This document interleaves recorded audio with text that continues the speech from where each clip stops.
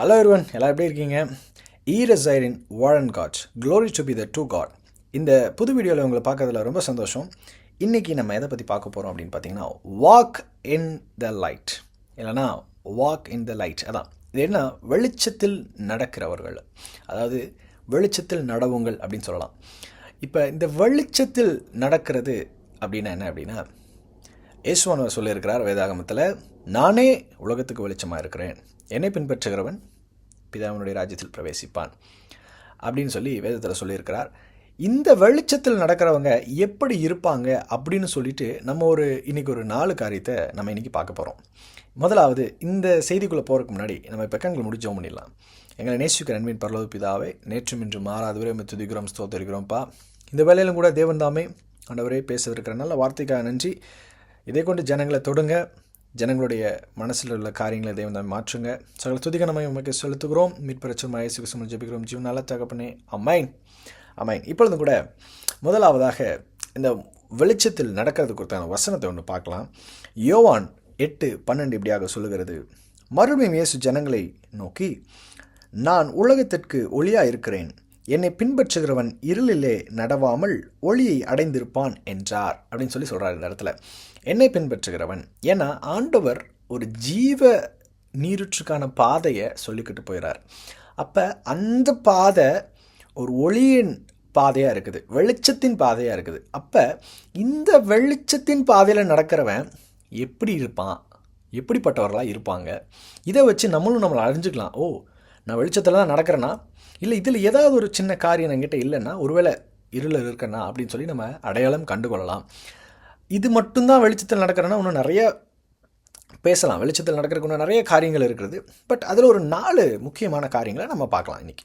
முதலாவதாக எடுத்து வாசிங்க. ஜான் 1 யோவான் 1:7 இப்படியாக சொல்லுகிறது, அவர் ஒளியில் இருக்கிறது போல நாமும் ஒளியிலே நடந்தால் ஒருவரோடு ஒருவர் ஐக்கியப்பட்டிருப்போம் அப்படின்னு சொல்லி இந்த இடத்துல சொல்கிறார். ஒருவரோடு ஒருவர் ஐக்கியப்பட்டிருப்போம். இங்கே நல்லா கவனிக்கணும் நம்ம ஒரு விஷயத்தை. இந்த ஒளியில் நடக்கிறவங்க பார்த்திங்கன்னா, இந்த வெளிச்சத்தில் நடக்கிறவங்க பார்த்திங்கன்னா ஐக்கியமுள்ளவராக இருப்பாங்க. எப்படி? The fellowship. First thing is having fellowship, நல்ல ஃபெல்லோஷிப். வெளிச்சத்தில் நடக்கிறவங்க பார்த்திங்கன்னா, அவங்க சேர்கிற ஃப்ரெண்ட்ஸு, அவங்க இருக்கிற சர்க்கிள் குரூப் எல்லாமே பார்த்திங்கன்னா சூப்பராக இருக்கும்.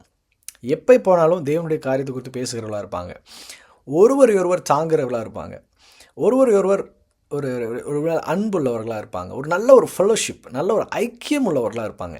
இந்த நல்ல ஐக்கியம் உள்ளவர்கள் தான் எப்படி சொல்கிறது, இந்த குட் ஃபெல்லோஷிப் இருக்கிறவங்க ஒளியினுடைய வழியில் நடக்கிறவர்கள்.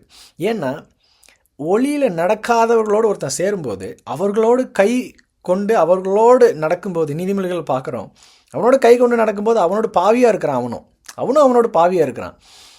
அப்போ அவர்களோட வழியில் நடக்காமல் நல்ல ஐக்கியம் உள்ளவர்களோடு நடக்கும் பொழுது நல்ல they'll have a good fellowship. அந்த ஃபெல்லோஷிப் வச்சு சொல்லிடலாம், okay, he's in a light, he's walking in a light அப்படின்னு. இப்போ நம்மளாலே சோதிச்சு அறியணும் என்னென்னா, அப்போ என்னோட ஐக்கியம் நான் எப்படி வச்சுருக்கேன்.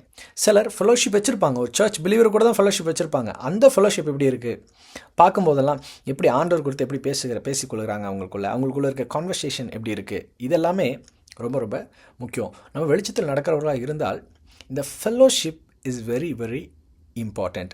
அது மட்டும் இல்லைங்க, நம்ம கூட இருக்கிறவங்கள ஒவ்வொருத்தரை பற்றியும் ஒரு அன்பு, அவர்கள் மேலே ஒரு என்ன சொல்கிறது, அவர்களை குறித்த ஒரு சிந்தனை வேணும். ஏன்னா தேவன் சபையை குறித்து சொல்லும் பொழுது சொல்லுகிறார், சபையில் இருக்கிற ஒவ்வொரும் நம்மளுடைய தேவனுடைய இரத்தத்தையும் சரீரத்தையும் பிட்டு நம்ம ஒன்றுக்குள்ள ஒன்றாக இருக்கிற நம்மளுடைய எல்லா சகோதரர்களும் நம்ம எல்லாமே ஒன்றா இருக்கிறோம்.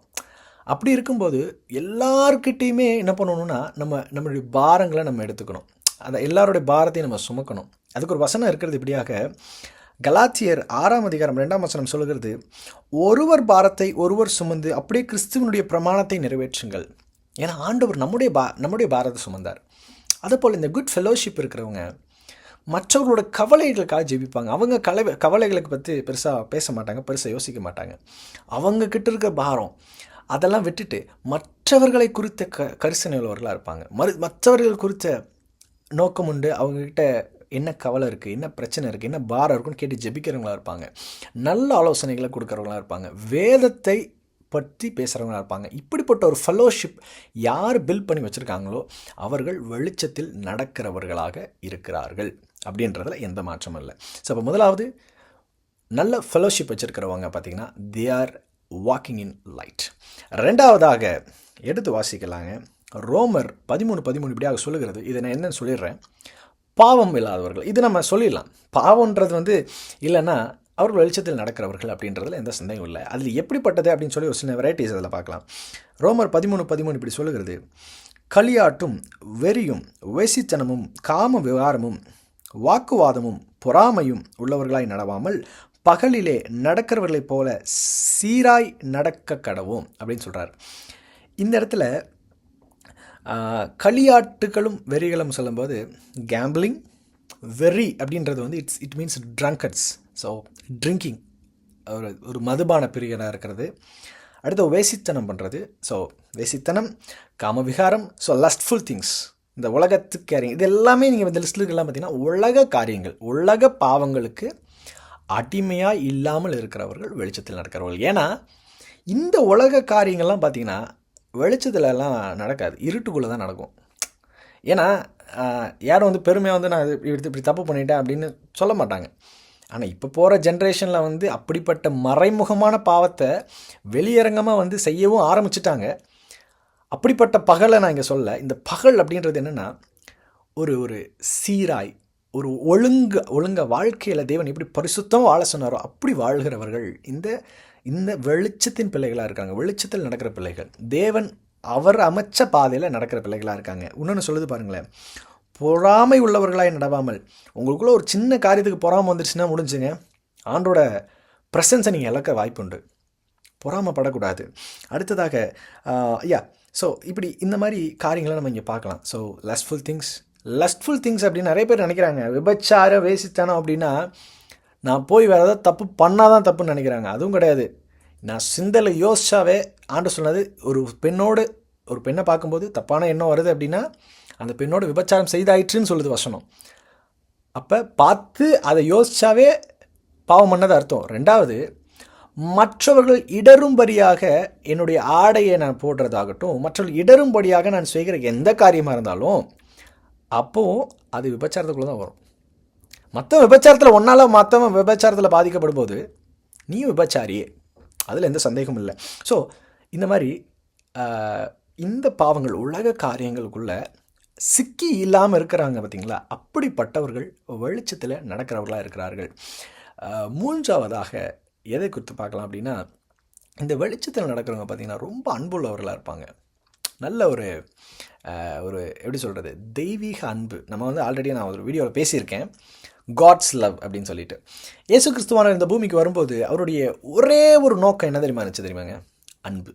ஏன்னா ஆண்டவர் தெளிவாக சொல்லிட்டார், நீ 10 கற்பனைகளை நீ ஃபாலோ பண்ணுறது இந்த அன்புக்குள்ளே தான் வருது. இந்த அன்பை நீ பண்ணனா நீ ஒன்றை நேசிக்கிறது போல் பிறனை நேசி. எல்லாத்துக்கும் மேலே தேவனிடத்தில் நீ அன்பாரு. இது ரெண்டை வச்சு, இந்த அன்பை வச்சு ஆண்டவருடைய மொத்த பிரசங்கத்தை கவர் பண்ணிட்டார். அதனால தாங்க தேவன் நமக்காக அடிக்கப்பட்டார்.